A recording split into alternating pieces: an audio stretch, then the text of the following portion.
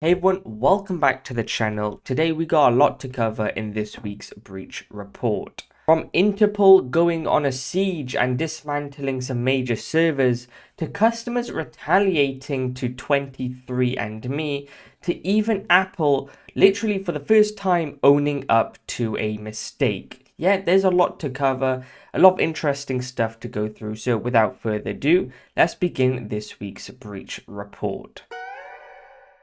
Alright, let's start off with Interpol. So Interpol have recently been going on a siege and dismantling 20,000 malicious IPs linked to about 70 malware variants. Yep, they've been doing their job. Good one, Interpol. Alright, so going back onto topic, Interpol said that they've taken down 79% of identified suspicious IP addresses. Now, Interpol have been going into different countries and been taking down a lot of servers, more specifically 41 servers and over 100 gigabytes of data.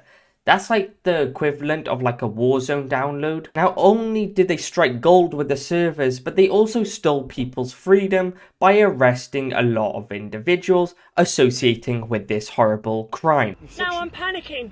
Don't panic. No, I am, because I'm going to lose my job. Now, the Vietnamese were not playing around. In fact, they arrested 18 suspects and confiscated their devices, their SIMs, business documents, anything important, and also money. Why they took money, I don't know. Now, not only this, they thought this wasn't enough, and they also took down more people, 12 more people in Sri Lanka, and 2 more individuals. And you may be asking, Dan, what were these individuals doing with all these servers? Well, according to this article, these servers were actually being used for phishing and online fraud. Who would have suspected that? Not only did they have all these servers with all this data on it, but they also had that $11,000 in cash. Yeah, they looked proper dodgy, I can't lie. So in summary, these individuals had a lot of servers with malware on there and were gonna extort people for money. Now, moving on to our next story. Now, you maybe have heard of a company called 23andMe. Now, I'm not gonna sit here and complain about the name, even though it's a ridiculous and stupid and really weird name. Their customers have asked to delete their genetic data since bankruptcy. Now, if you haven't heard, this company's basically going bankrupt and has been put on auction, and someone's actually placed a bid. I think it was about for $200 million. Why anyone would buy a bankrupt company is beyond me, but you know, it is what it is. Now, 15% of their users is around 1.9 million people. So for 1.9 million people to demand their information to be deleted, to go at you and say, you know, look, you know, I trusted you before, but now because you're going, I need to take my stuff back. Now, I don't even blame them for demanding their data to be taken off, because it's really sensitive as it is. But also, a year ago, they experienced a months-long data breach that exposed 6.9 million customers' sensitive data. That is a large portion of their whole database and the amount of customers they had. So this was massive when it happened, and it affected the company quite a lot and probably caused millions of dollars in damages. So, you know, tying all of that into a ball, having the company go bankrupt, having them getting hacked about a year ago, and then, you know, possibly getting acquired by a new owner for $200 million, and your sensitive data is still with them, I would probably demand it to be taken off too. Alright, moving on. This isn't more security news, but I want to mix it in because it's actually the first time I've ever seen Apple do this.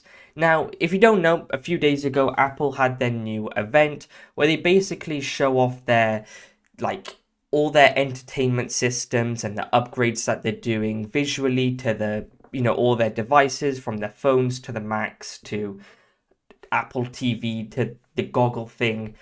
Yeah, they basically did a massive rehaul on the design. Now, I'm not going to go into specifics for the designs because I honestly couldn't care less, but the main reason I wanted to talk about this was because Apple actually acknowledged that they made a mistake.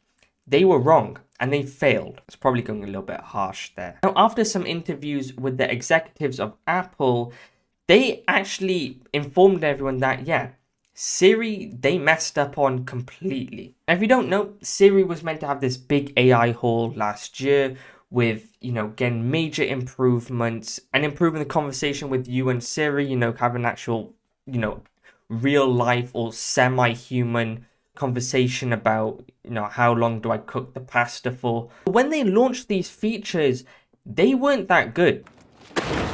I honestly think it's useless. I'd rather go and speak to ChatGPT about how long I should cook the pasta for than ask Siri, because it probably will, navigate me to Safari to Google it myself. Now, I did watch the interview and they did say that, it's not where they wanted it to be and it's not to the standard that they expected it to be. But they also said they don't want to rush it. Now, because of the error rate, if they felt like it was unacceptable to basically release it. Now, in my humble opinion, I honestly think that a company like this is getting outplayed by a lot smaller companies, and I do not understand why. When you have all these lot smaller, this is $1 trillion company, by the way. Apple isn't a small fish. It's probably fat whale. Don't know why I just body shamed a whale. But compared to all these other AI companies, it is so far behind, and it's so baffling considering how many software engineers they have, how many designers they have, researchers. They have all the resources in the world, and yet they're still behind. I don't understand why. He came out and said, look, my bad, guys, it's not to our standards. But it is what it is. I'm not going to do anything about it. That's a you problem, in my opinion. Is what he probably would have said if he wasn't PR trained. And that's it for the breach report. There was a lot of things going on. 23andMe basically being 23 and dead. To Apple just, just exposing themselves. To what was the Interpol, to Interpol actually cracking down on people and basically stopping about 70 malicious malware. So yeah, you know what to do. I'll hopefully see you in the next one. Goodbye.